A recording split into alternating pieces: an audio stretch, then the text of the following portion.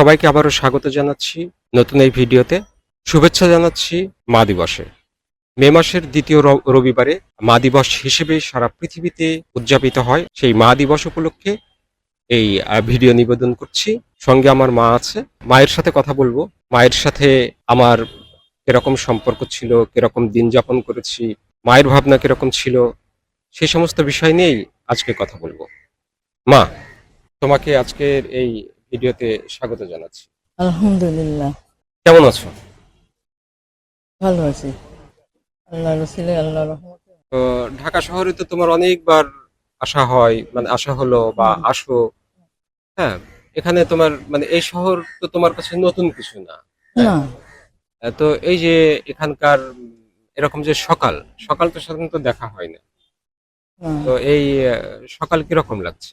আজকে সকাল বার হয়ে মোটামুটি ভালোই লাগছে। তবে ভালো লাগলেও আমি যে এখানে থাকি ওখানকার মতো এত সুন্দর লাগছে না। আচ্ছা আচ্ছা, এই যে লেক, এই জায়গায় কত সুন্দর যে কেউ মাছ ধরছে, কেউ হাঁটাহাঁটি করছে। হ্যাঁ, মোটামুটি ঢাকা শহরের মধ্যে এই জায়গায় বেশ সবুজ না, দিয়ে ঘেরা। এই ঢাকা শহরের মধ্যে এই জায়গাটা একটু অন্যরকম। একটা প্রশ্ন করি, খুব মনে হয় একটু কঠিন হবে হ্যাঁ, প্রশ্নটা। করো দেখি পারি নাকি।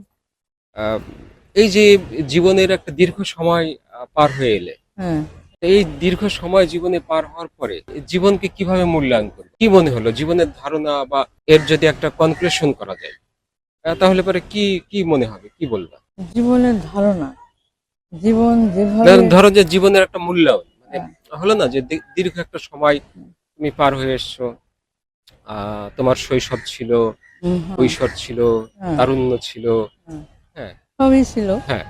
এখন আমি আমার শৈশবকে মনে করি, মনে মনে হয় শৈশব কৈশোর সবকিছুই মনে হয়।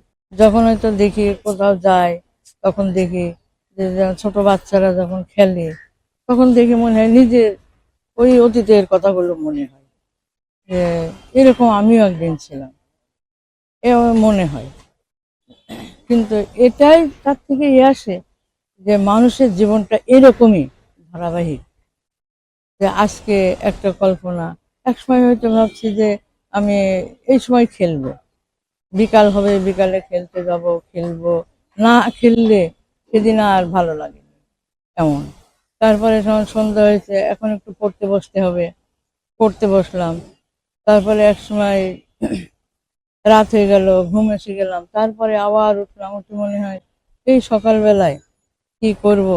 সেই ছেলেবেলার আম কুড়ানো থেকে শুরু করে আম কুড়ানো, বেল কুড়ানো, কদবেল কুড়ানো, বেত ফল কুড়ানো, এই সব সব মনে হয় যে সকালবেলায় এইগুলো করেছে।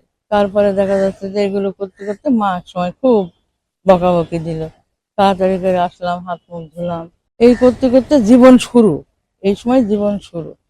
কিন্তু সবচেয়ে বড় একটা শিক্ষার বড় একটা কথা যখন হলো আমার বিবাহ হলো, তখন আসার সময় মা বলল এই কিন্তু জীবন শুরু, এতদিন জীবন ছিল না, এতদিন খেলা পুতুল খেলা এই করা, এইসব কোনো নিয়ম ছিল না জীবনে, আর এই কিন্তু জীবন শুরু হইলো, এটাই তোমাকে ভাবতে হবে। এই কথাটা এখনো মনে হয়, এটাই মানুষের জীবন শুরু।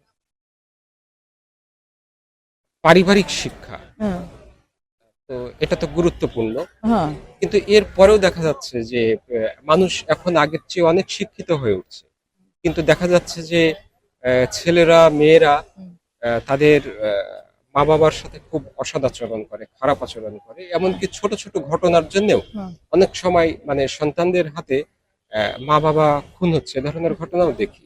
এই যে এই ধরনের ঘটনাগুলো যে আমাদের সমাজে ঘটে, হ্যাঁ, হ্যাঁ। তো তুমি একজন মায়ের অবস্থান থেকে, দৃষ্টি থেকে এটাকে কিভাবে মনে করো, কিভাবে দেখো, মানে কেন হয় এই ধরনের কেন ঘটনা? হয়? আহ, কিছু সময় দেখি এই অল্প কয়েকদিনের ঘটনা, অল্প কয়েকদিনের ঘটনা, কয়েক মাসের ঘটনা। আমাদের গ্রামে ওই যে ভ্যান বয় হ্যাঁ। হচ্ছে ইয়ে করছে, আর একটা বিয়ে করছে, সে বিয়ে করছে তো কি, সেই যে মহিলাকে বিয়ে করছে সেই মহিলা ছেলে বিদেশ থাকে, টাকা পয়সা সব মার নামে পাঠায়, বোন নামে পাঠায় না। বউ কম বলে বউ কার সঙ্গে চলে যাবে, কি করবে, কি হবে, টাকা পয়সা সব মার নামে পাঠায়। মাঠে 6 বিঘা জমি কিনেছে, বাড়ি করেছে, পাকা বাড়ি, দালান বাড়ি করেছে, সব মার নামে। বিয়ে করলে এই সম্পদগুলো পাওয়ার জন্য। হ্যাঁ, আচ্ছা আচ্ছা। তখন এখন এই ছেলে এসে যদি মার সঙ্গে অসৎ আচরণ করে, করাটাই স্বাভাবিক, অস্বাভাবিক কিছু না। এই মা মা না, এই মাই হচ্ছে, যে বলে না যে মাকে বলে ডাইনি, হুম হুম মা ডাইনির চেয়েও বড় ডাইনি। তখন তো ছেলে খারাপ আচরণ করবেই। হুম। আবার কিছু সময় কিছু পরিবারে দেখা যায় যে ছেলে বউকেই প্রাধান্য দেয়, মাকে প্রাধান্য দেয় না, বা মা কোনো কিছু বললে তাকে সহ্য করে না, তুমি বলবা কেন, আমাদের সংসারের ভিতরে তুমি এ করবা কেন, তখন হয় ছেলেরই দোষ সেটা। কিছু সময় দেখা যায় মার দোষ থাকে, আর কিছু সময় দেখি যে ছেলের দোষ থাকে। এটা শুধু একজনের দোষও হয় না।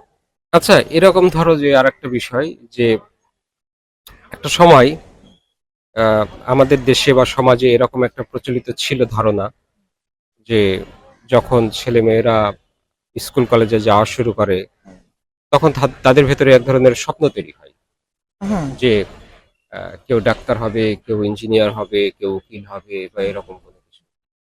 তো তোমাদের সময় বা তোমার মধ্যে কি এ ধরনের কোনো স্বপ্ন কি কখনো ছিল? ছিল।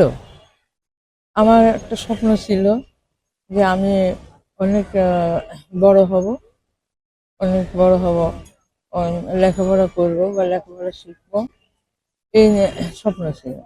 কিন্তু একটা ওই যে পরিবেশ, হুম। মায়ের একটা পরিবেশ, মা জানতো যে সকালবেলায় ভেবে ভেবে পড়তে হবে। কিন্তু পড়া বুঝলাম কি না বুঝলাম এটা মার চেতনা বা ধারণা ছিল না।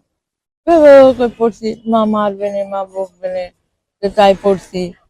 কিন্তু আব্বা যদি দেখতো একটু, তাহলে মনে হয় আমি আমার স্বপ্নে পৌঁছতে পারতাম। আব্বা দেখা যাচ্ছে যে সেই সময় বিভিন্ন কাজে ব্যস্ত হয়ে পড়লো। সেই সময় কাজে যেত, এখানে কৃষি কাজ করতো, ওই জায়গায় কৃষি কাজ করতো, সকালে সে একটু করে সে আবার তার চাকরির স্থলে পৌঁছবে, এরকম আব্বার ভিতরে একটা নেশা হয়ে গেল। কিন্তু আমাদেরকে যে এই পড়াটা বোঝাতে হবে, এটা এরকম করে পড়লে এই জায়গায় পৌঁছানো যাবে, এরকম কোনো গল্প আব্বা মার কাছ থেকে শুনি নাই। তো নানার কাছ থেকে শুনেছি যে এরকম ভাবে পড়ালেখা করতে হয়, এই করতে হয়, অমুক। আহ, যেমন বলতো, আমার নানা গল্প করতো, শহীদ সরোয়ার্দীর মা, তার লেখাপড়ার ধার কত ছিল, এরকম লেখাপড়ার ধার এরকম তৈরি করতে হবে, এরকম তৈরি করতে হবে, এরকম ছিল। কিন্তু মার কাছ থেকে আর আব্বার কাছ থেকে এরকম পাইনি, যে এরকম ধার নিয়ে লেখাপড়া করতে হবে, এরকম। আমার ছোটবেলার একটা, মানে খুবই ছোটবেলার শৈশব, এরকম একটা সময়ের স্মৃতি আম, আমার খুব মনে পড়ে, এবং সেটা আমার খুব মধুর একটা স্মৃতি। সন্ধ্যাবেলায় যখন তুমি ভাত রান্না করতে বসতে, তো তখন তো ওই যে আমাদের গ্রামে ওই যে মাটির চুলা, হ্যাঁ, তাতে পড়ি। হচ্ছে যে খড়ি দিয়ে রান্না করা, তো সেই আগুনটা জ্বলতো, সেই আগুনটা লাল হয়ে জ্বলতো সন্ধ্যাবেলা। তখনও গ্রামের বাড়িতে ইলেকট্রিসিটি যায়নি। তখন তুমি আমাকে একটা কবিতা শোনাতে, এবং সেই কবিতাটা প্রায় শোনার জন্যে, মানে প্রতিদিন সন্ধ্যায় শোনার জন্য আমি খুব উদগ্রীব থাকতাম। আম, সেই কবিতা ছিল জাতীয় কবি কাজী নজরুল ইসলামের মহররম নামের একটা, মনে পড়ে? হ্যাঁ, নীলছে আসমান, লালে লাল দুনিয়া, আম্মা লাল তেরি খুন কিয়া খুনিয়া, কাঁধে কোন ক্রন্দসী কারবালা ফোরাতে, সে কাঁদনে আসমানে সীমারেরও ছোড়াতে, গড়াগড়ি দিয়ে কাঁদে কসিমে ফাতিমা, আম্মা গো পানি দাও ফেটে গেল ছাতি। ফিরে আনে মর্মের 32 বাঁধনে, তাবুতে সহায় কাঁদে একা যায় না, দাদা তেরি ঘর কিয়া বরবাদ পয়মা, হায়দারি হাকাকি দোল দোল আসর, শামসের চমকায় দুশ্মনের ত্রাসবার, খসে পড়ে হাত হতে শত্রুর তরবার, ভাসে চোখে কেয়ামতে আল্লাহর দরবার, ফকিরানো শ্রান্ত ফোরাতের নীরে নেমে মুছে আঁকি প্রান্ত, কোথা বাবা আসগর সুখে বোধ ঝাঁঝরা, পানি দেখে হুসাইনের ফেটে যায় কাজরা, অঞ্জলি হতে পানি পড়ে গেল ঝরঝর, উঠে বউ মহাবাহ খঞ্জর ঝরঝর। আচ্ছা, আর একটা জিনিস যদি বলি, হুম, যে ধরো যে তুমি আহ, মানে বাংলাদেশেরও দীর্ঘ রাজনৈতিক ঘটনা প্রবাহের একজন সাক্ষী। যেমন তুমি স্বাধীনতা যুদ্ধ দেখছো, হ্যাঁ, হ্যাঁ, সাধারণত দেখছি। ৭১ দেখছো, পাকিস্তানের শাসনামল দেখছো, হ্যাঁ, তারপরে ৭১, তারপরে মুজিবের শাসনামল, হুম, জিয়ার শাসনামল, হ্যাঁ, এরশাদের শাসনামল, এ ধরনের দীর্ঘ রাজনৈতিক ঘটনার আহ, অনেক সাক্ষী। হ্যাঁ, হ্যাঁ। তো এই বিষয়টা তোমার কিরকম লাগে ভাবতে? এই বিষয়টা ভাবতে এমন করে তো ভাবিনি, তবে ভাবি যে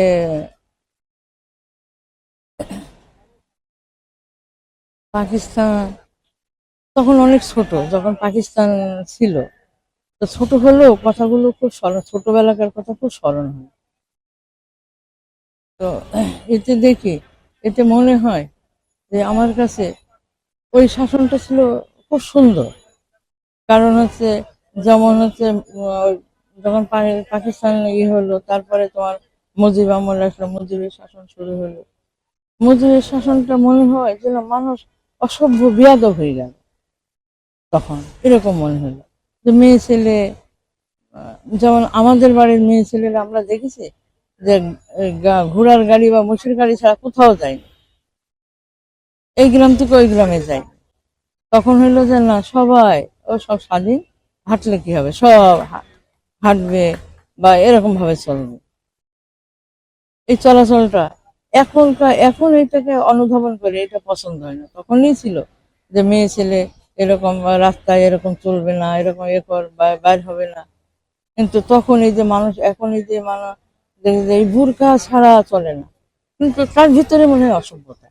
আর তখন এইটা ছিল না, বোরকা মানুষ কম পড়তো, মেয়েরা কম বুরকা পড়তো। কম পড়তো।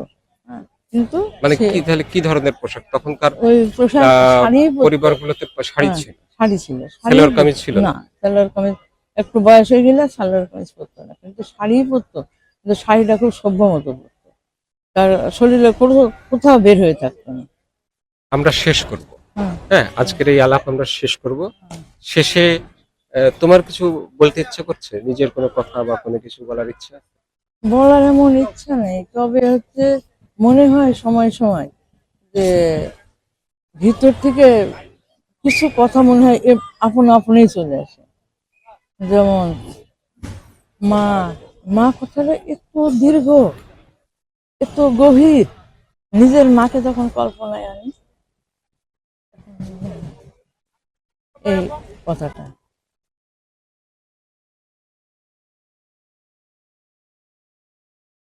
যে মা যখন বকে, যখন মারে, যখন গালি দেয়, তখন মনে হয় যে মার চেয়ে খারাপ কিছু না, কেউ নাই। কারণ মা যত বকতে পারে, যেভাবে বকতে পারে, যেভাবে মারতে পারে, পৃথিবীর আর কেউ পারে না। পৃথিবীতে আর কেউ পারে না। একদিন আমার একটা কথা মনে হয়, এখনো মনে হয়, আমার মা 4 জনকে মারিছে, 4 জনকে মারপিট করেছে। তার ভিতরে বাঘের মারটা একটু বেশি হয়েছে, তোর ওই ঠ্যাং ঠুং ফাইটে গেছে। তখন মা রাত্রে দেখতে সবাই ঘুমায় গেছে, তো বাঘের তো যন্ত্রণা করছে, ও ঘুমাতে পারছে না। তখন দেখছি ওইসব জায়গায় নারিকেল তেল গরম করে করে দিচ্ছে। কিন্তু এ মনে হয় মা মারিছে, মা আবার ও করতে পারছে, কিন্তু অন্যকে মারলে তার এগুলো করবে না। বাইরের কেউ যদি মারে তো এগুলো তো আর করবে না, আহা করবে না। এই কথাটাই মনে হয়।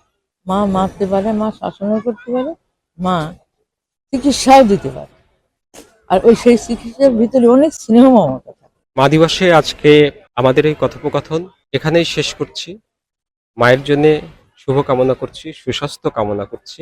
সকল মানুষ, সকল মা, সকল সন্তান, সকলে মিলে সুন্দর একটি পৃথিবী তৈরি করুন, সেই শুভকামনায় আজকে শেষ করছি।